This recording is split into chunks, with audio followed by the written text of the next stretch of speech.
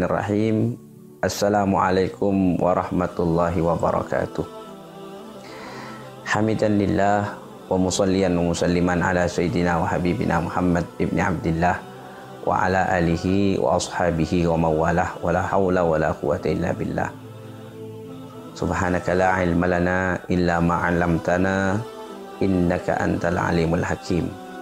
Rabbi syrah li sadri wa yassir li amri wahlul 'uqdatam min lisani yafqahu qawli. Rabbi yassir wa la tu'assir rabbi tammim bil khair. Amma ba'du. Saudara-saudaraku, para pemirsa yang kami cintai, juga mudah-mudahan dirahmati serta diberkahi kehidupannya oleh Allah Subhanahu wa taala. Hari ini kita memasuki tanggal 27 bulan Rajab. Seperti tanggal dan bulan inilah Allah Subhanahu wa taala 14 abad yang lalu mengisra mi'rajkan Habibuna wa Sayyiduna Muhammad sallallahu alaihi wasallam dari Al-Masjidil Haram menuju Al-Masjidil Aqsa untuk kemudian naik ke langit pertama sampai langit ke-7 sampai ke Sidratil Muntaha menghadap Allah Subhanahu wa taala untuk menerima syariat salat 5 waktu. Artinya saudara-saudaraku, hari ini merupakan hari ulang tahun salat 5 waktu. Kami berharap mudah-mudahan salat kita semakin istimewa, amin. Dan juga mudah-mudahan salat kita, baik salat wajib ataupun salat sunnah, mudah-mudahan ditambah kehusyuannya oleh Allah Subhanahu wa taala.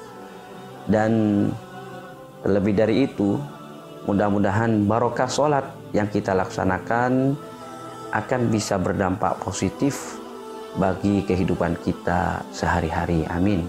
Ya Allah ya Rabbal Alamin. Saudara-saudaraku, para pemirsa yang dirahmati oleh Allah Subhanahu wa taala,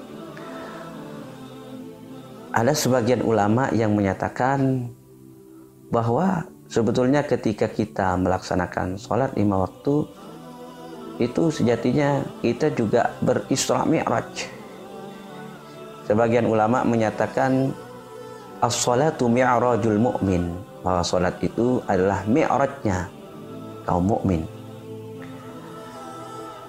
Pernyataan ini saya kira bisa dibenarkan, karena memang Allah Subhanahu wa taala pernah berfirman dalam hadis qudsinya sebagaimana yang diriwayatkan oleh Al-Imam Muslim.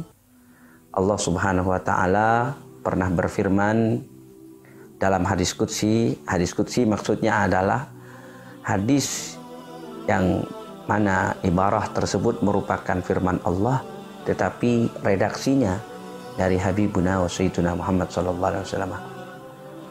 Allah mengatakan mengenai salat, qasamtus salata baini wa baina 'abdi nisfain, bahwa aku membagi salat ini antara hambaku dengan aku 2 bagian. Wali 'abdi ma sa'al, dan untuk hambaku kata Allah akan aku anugerahkan apa yang dimohon oleh hambaku dalam salat. Selanjutnya kata Allah Ta'ala, fa idza qala 'abdi alhamdulillahi rabbil alamin, ketika hambaku telah mengucapkan di dalam salatnya alhamdulillahi rabbil alamin, segala puji bagi Allah Tuhan semesta alam, maka qala Allah Subhanahu wa taala akan berfirman, hamidani abdi, sungguh hambaku telah memuji aku. Jadi sekali lagi, sejatinya ketika kita melaksanakan sholat, kita sedang berdialog dengan Allah Subhanahu wa taala. Selanjutnya kata Allah, wa idza qala abdi ar-rahmanir rahim, ketika hambaku di dalam sholatnya dia mengatakan ar-rahmanir rahim, Tuhan yang maha pengasih lagi maha penyayang, maka qala Allah Ta'ala, Allah Ta'ala akan menjawab, asna alayya abdi, telah memuji aku hambaku.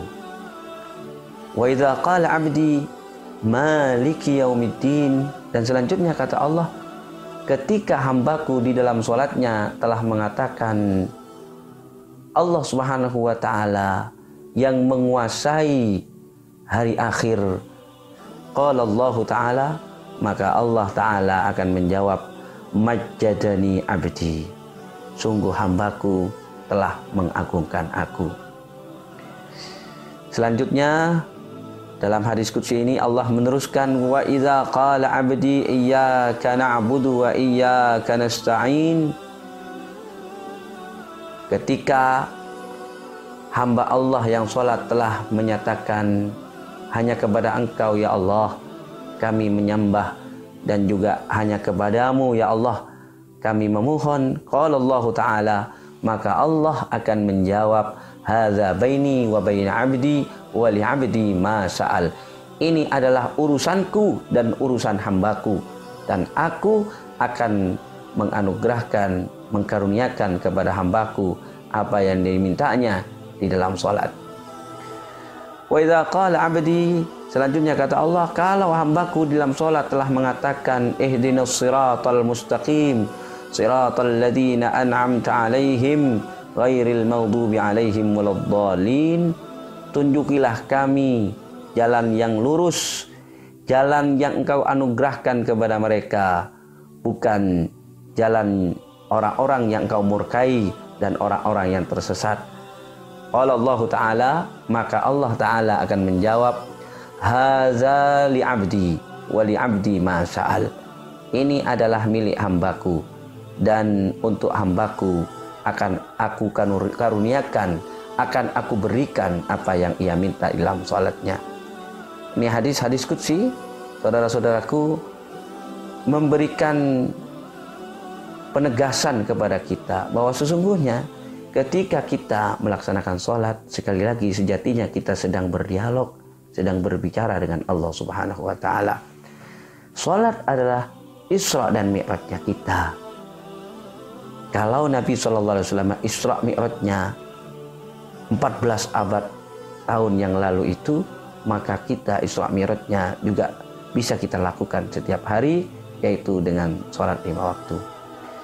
Harapannya mudah-mudahan ketika kita melalui hari ulang tahun sholat 5 waktu tanggal 27 Rajab ini, mudah-mudahan sholat kita semakin berkualitas.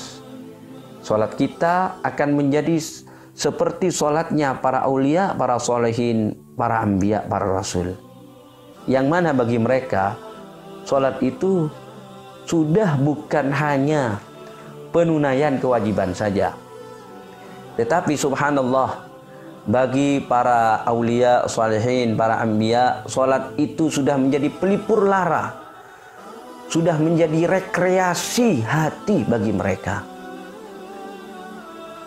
Termasuk bagi Habibuna Muhammad sallallahu alaihi wasallam. Rasulullah pernah mengungkapkan dengan indah perihal bagaimana sholat posisinya bagi Nabi sallallahu alaihi wasallam. Nabi mengatakan kepada Bilal, ya Bilal, arihni bis shalah. Wahai Bilal, senangkan hatiku dengan sholat. Bahkan dengan tegas Nabi sallallahu alaihi wasallam di dalam hadis yang lain beliau menyatakan, ju'ilat qurratu aini fis shalah. Sungguh Allah menjadikan senangnya hatiku itu ada di dalam salat.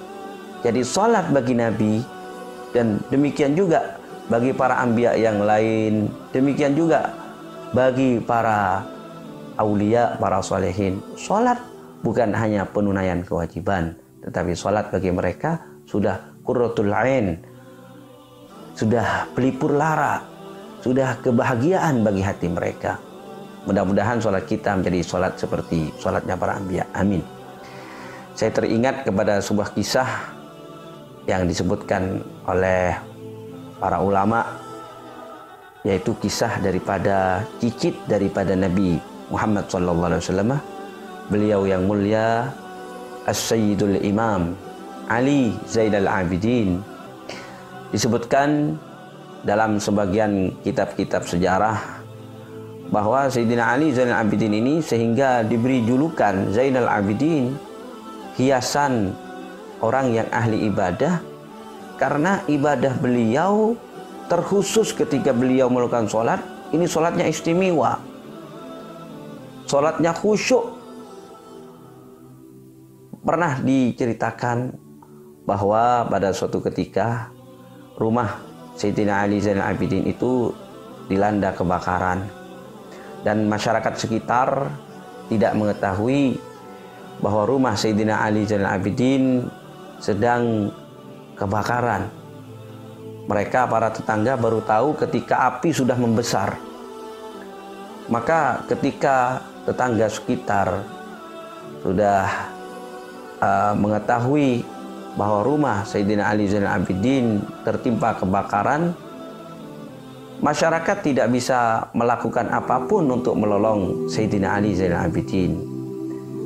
Ketika api sudah padam dan ketika kebakaran sudah selesai, subhanallah, ternyata Sayyidina Ali Zainal Abidin dalam keadaan berdiri kokoh, berdiri tegak, sedang melaksanakan sholat tahajud. Jadi kobaran api di rumahnya itu tidak mempengaruhi apapun kepada Sayyidina Ali Zainal Abidin yang saat itu sedang melaksanakan sholat. Nah, sekali lagi mudah-mudahan sholat kita dijadikan oleh Allah Subhanahu wa taala seperti sholatnya Sayyidina Ali Zainal Abidin, seperti sholatnya para sholihin yang lain, para aulia. Amin ya rabbal alamin. Sekian dari kami. Mudah-mudahan sholat kita semakin khusyuk, semakin istiqamah, semakin berkualitas, dan mudah-mudahan sholat kita bisa membawa nilai-nilai positif dalam kehidupan kita sehari-hari. Amin ya Allah ya rabbal alamin. Hadanallahu wa iyyakum ila ma fihi ridha. Tsumma assalamu alaikum warahmatullahi wabarakatuh.